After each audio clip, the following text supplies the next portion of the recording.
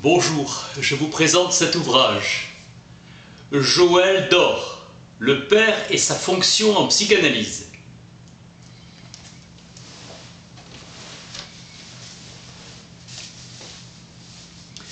Dans le sacrifice d'Abraham, ce qui est sacrifié, c'est effectivement le père, lequel n'est autre qu'un bélier. Jacques Lacan. La fonction paternelle constitue un épicentre crucial dans la structuration psychique du sujet, agent de la paternité ordinaire. La notion de père intervient dans le champ conceptuel de la psychanalyse, comme un opérateur symbolique anhistorique, un référent. Il s'agit moins d'un être incarné que d'une entité essentiellement symbolique qui ordonne une fonction. C'est parce que ce père symbolique est universel, d'où l'essence de sa nécessité, que nous ne pouvons pas ne pas être concernés par l'incidence de sa fonction qui structure notre ordonnance psychique en qualité de sujet. C'est à la mesure de cette spécification que se propose au sujet un espace d'identité sexuelle. Nous désignons le père dans le réel de son incarnation comme devant représenter le gouvernement du père symbolique, à charge pour lui d'assumer la délégation de cette autorité auprès de la communauté étrangère mère-enfant. Cette fonction se trouve potentiellement ouverte à tout agent diplomatique de la réalité, pour peu que son intercession symbolique soit logiquement signifiante vis-à-vis de l'économie du désir de l'enfant en prise avec le désir de la mère. Nous ne pouvons méconnaître que le symbolique reste fondamentalement inféodé à l'instance du langage. Nul père, dans la réalité, n'est détenteur et a fortiori fondateur de la fonction symbolique qu'il représente. Il en est le vecteur. Cette distinction instaure l'écart qui existe entre la paternité et la filiation. Cette distinction se déploie à un niveau symbolique. La filiation est prévalente au regard de la paternité réelle. L'instance du père symbolique est référence à la loi de prohibition de l'inceste. Le père symbolique n'est que dépositaire légal d'une loi. Cette fonction symbolique constitue la pierre angulaire de la problématique paternelle en psychanalyse. Le caractère structurant de cette fonction se fonde sur le seul fait qu'elle s'appuie sur un principe structural. La dimension du père symbolique transcende la contingence de l'homme réel. Il n'est donc pas nécessaire qu'il y ait un homme pour qu'il y ait un père. Son statut étant de pur référent. Le rôle symbolique du père est avant tout sous-tendu par l'attribution imaginaire de l'objet phallique. Il suffit qu'un tiers, médiateur du désir de la mère et de l'enfant, fasse argument à cette fonction pour que soit signifiée son incidence légalisante et structurante. C'est au mythe symbolique du père de la horde primitive qu'il faut nous référer, essence conceptuelle de la notion du père. Pour Rousseau, seul l'homme, proche de l'état de nature, parviendra par sa pureté morale à faire revivre un tel état, théorie. Thèse chère à Rousseau de l'homme comme animal dépravé. Brute amorale, tout son malheur venant du fait qu'il peut se perfectionner et devenir un animal doué de raison. C'est donc le mouvement qui, faisant advenir l'homme, le perd en même temps. La nature portant en elle les germes de son dépassement. Ces germes sont contradictoirement à l'origine du malheur de l'homme. Ainsi, l'idée d'un progrès qui serait lié à la culture apparaît radicalement récusée par Rousseau. C'est une utopie de penser que la culture est source de progrès, puisqu'elle enlève à l'homme toute possibilité d'échapper à la corruption et à la dépravation, d'où la nécessité d'un contrat social qui est destiné à réconcilier la société, la culture, avec les exigences du bonheur, la moralité.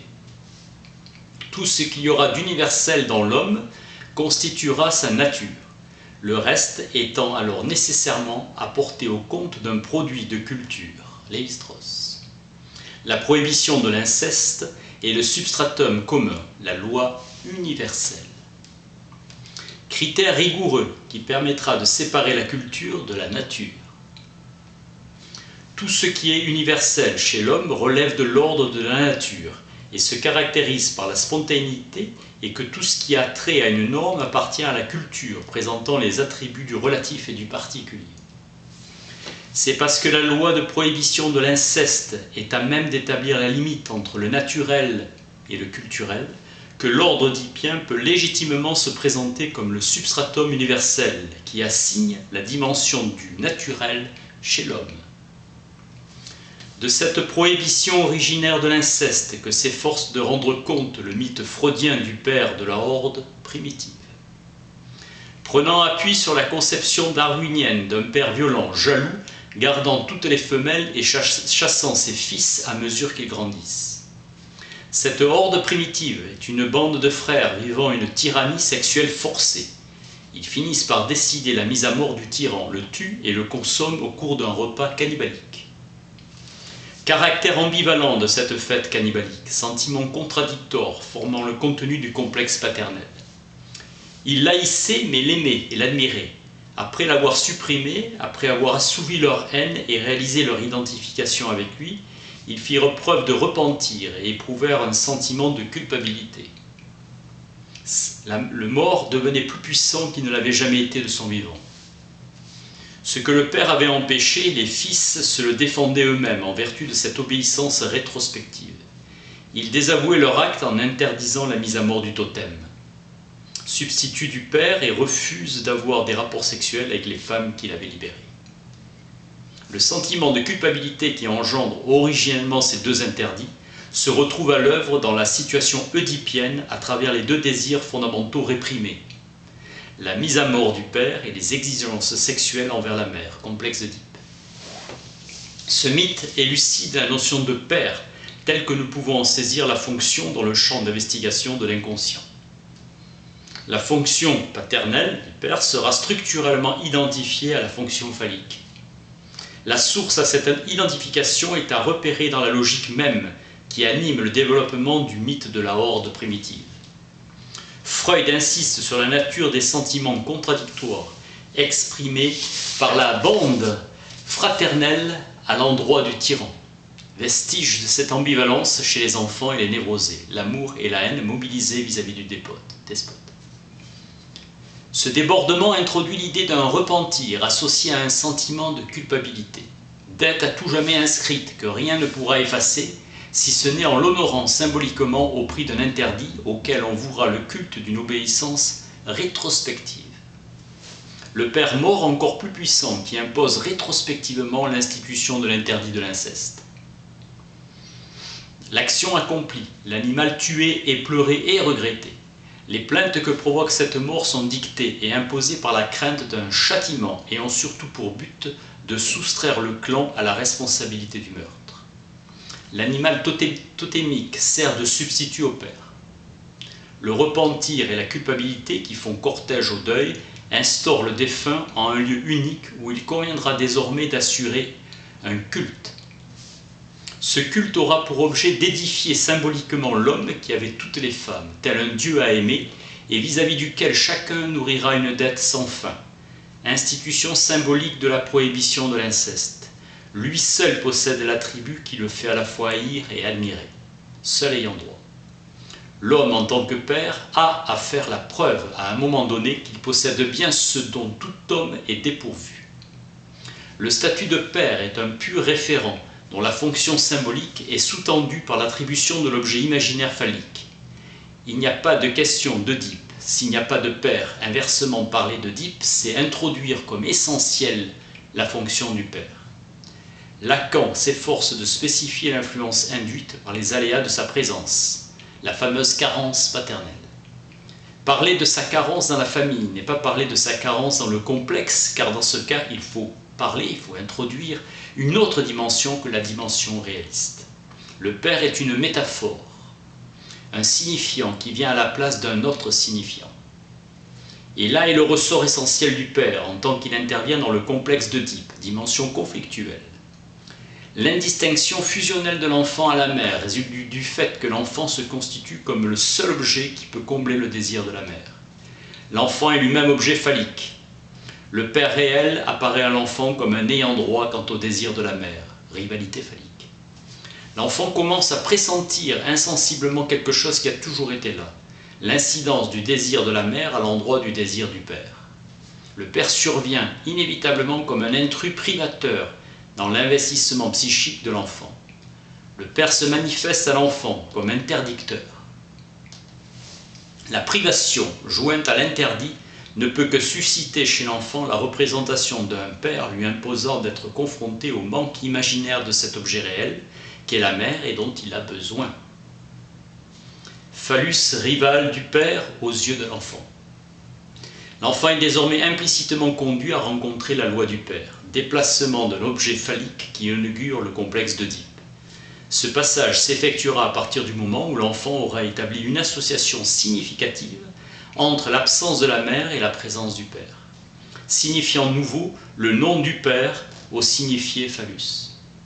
Le père réel a été investi comme père symbolique par la médiation du père imaginaire.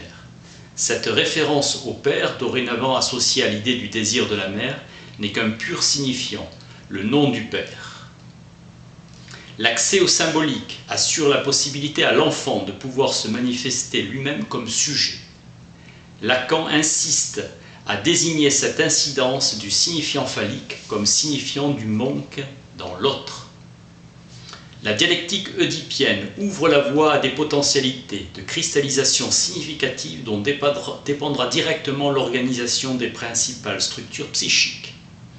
Passage de la dialectique de l'être à celle de l'avoir. Sous réserve que le père apparaisse bien à l'enfant comme celui qui est supposé détenir l'objet que la mère désire. L'attribution phallique du père, qui lui confère l'autorité de père symbolique, représentant de la loi, ne sera ici jamais reconnue que pour mieux être inlassablement contestée. D'où l'exercice régulièrement à l'œuvre dans les perversions, le défi et la transgression de la loi. L'expérience clinique corrobore l'observation selon laquelle le sujet obsessionnel se serait trop senti aimé par sa mère. Les sujets hystériques sont des militants de l'avoir, autant l'obsessionnel se signale comme un nostalgique de l'être qui commémore inlassablement les vestiges d'un mode particulier de relation que sa mère a entretenu avec lui. Cette dépendance mobilise l'enfant, conquérir l'attribut dont le sujet s'estime injustement dépourvu. D'où l'existence d'un trait inaugural qui sature toute l'économie psychique de la structure de l'hystérique. Son aliénation subjective au désir de l'autre. L'hystérique se sent injustement privé de l'objet du désir oedipien, le phallus, que la dynamique du désir va essentiellement retentir au niveau de l'avoir. L'hystérique n'a pas d'autre issue que de déléguer la question de son propre désir auprès de l'autre, qui est supposé l'avoir. Aliénation subjective de l'hystérique dans son rapport au désir de l'autre.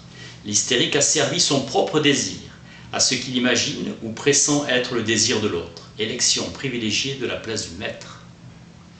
L'hystérique est frappé d'une ambivalence, exister pour soi ou paraître sous le regard de l'autre. Désirer pour soi-même ou désirer malgré soi, c'est-à-dire au regard de ce que l'autre est supposé attendre dans son désir. L'exhibitionnisme et sa force sélective de renversement dans son contraire, le voyeurisme, peuvent trouver des points d'ancrage favorables dans l'hystérie, dimension du faire semblant, comme dans l'homosexualité, que de s'octroyer les privautés de la jouissance d'une vraie perversion. Le faire semblant se soutient toujours du regard de l'autre, devient l'instrument approprié par lequel l'hystérique peut jouir fantasmatiquement de son jugement supposé, désapprobation ou hostile. Le moi substitue à la représentation. Inacceptable, une autre tolérable. Freud précise que dans le processus de rejet, si le moi se détache de la représentation, mais reste toujours associé à un fragment de la réalité, perte, déni ou clivage. Lacan contribue à promouvoir le transfert d'appellation du terme rejet sous la connotation générique de forclusion. Fonction majeure des structures symboliques dans la compréhension des processus psychopathologiques, rapport de dépendance explicite du sujet. L'abolition du signifiant nom du père constitue le défaut qui donne à la psychose sa condition essentielle qui la sépare des névroses, apport de Lacan. En neutralisant l'avènement du refoulement originaire, la forclusion du nom du père compromet gravement l'assomption de la castration symbolique. Les signifiants nom du père sont multiples. L'enfant reste assujetti dans une relation archaïque à la mère et continue à se constituer comme son seul et unique objet de désir, comme son phallus. Évoquer la forclusion du nom du père comme processus inducteur des psychoses, c'est bien mettre l'accent sur le fait de l'impossibilité où se trouve l'enfant de pouvoir se référer au père symbolique. Le père réel n'est pas advenu en qualité et place de père symbolique. Ces circonstances invalidantes peuvent se ramener à cette occurrence décisive. Le nom du père est forclos lorsque ce signifiant est dénié dans le discours de la mère. C'est donc dans l'investissement maternel fantasmatique de l'enfant qu'il est déjà possible de repérer certains indices significatifs de la potentialité des incidences psychotiques. Pierrat Aulagnier remarque qu'un enfant avant sa naissance est fantasmatiquement investi par sa mère comme un être détachable d'elle, un être imaginairement représenté, indépendant de l'existence de la mère elle-même. Chez certaines futures mères, il advient au contraire que l'enfant soit investi comme une dépendance de leur propre corps. Dans ces conditions, la séparation de l'enfant et de la mère est par avance intolérable. Chez toute mère, il y a un travail de deuil à faire après la naissance de l'enfant, état dépressif. Ce travail de deuil n'est possible que dans la mesure où l'enfant a été investi avant sa naissance comme un être indépendant de la mère. Chez les mères qui n'y parviennent pas, ce travail de deuil est gravement compromis, voire impossible à réaliser. Ainsi, pour neutraliser cette perte, ces mères vont instituer un mode particulier de relation avec leur enfant, relation strictement fusionnelle qui ne fera place à aucune intercession médiatrice. Mot Manoni, il existe pour la mère un premier état voisin du rêve où elle souhaite un enfant, évocation hallucinatoire de son enfance à elle qui fut perdue. Les étapes de l'embryon sont vécues sur le plan imaginaire comme un développement de corps partiel à l'intérieur d'elle-même. Cet enfant si ardemment souhaité arrive, la demande est réalisée mais déception, il est là mais séparé d'elle. Dans l'inconscient, la mère rêvait d'une fusion, elle va tenter de reconstruire son rêve à cet enfant de chair. Va se superposer une image fantasmatique qui aura pour rôle de réduire la déception fondamentale de la mère. L'enfant est signification d'autre chose. Jamais investi en tant que sujet différent du corps de la mère, l'enfant reste intégralement soumis à la toute-puissance maternelle. C'est parce que la toute-puissance maternelle règne que la fonction paternelle n'a aucunement lieu d'exister. Le désir de la mère n'étant jamais référé au père, celui de l'enfant reste circonscrit à la mère sur le mode imaginaire et archaïque. Être le seul et unique objet du désir de l'autre, soit être son phallus imaginaire. L'enfant captif de cette relation fusionnelle pathologique souffre d'un défaut de filiation. Saisi par le déni maternel de la fonction paternelle, il ne peut jamais être reconnu et désigné comme fille ou fils d'un père, ce que Lacan entend par forclusion du nom du père. La question est de savoir pourquoi un père se laisse ainsi destituer de la fonction symbolique qui lui appartient de représenter. Éclipse.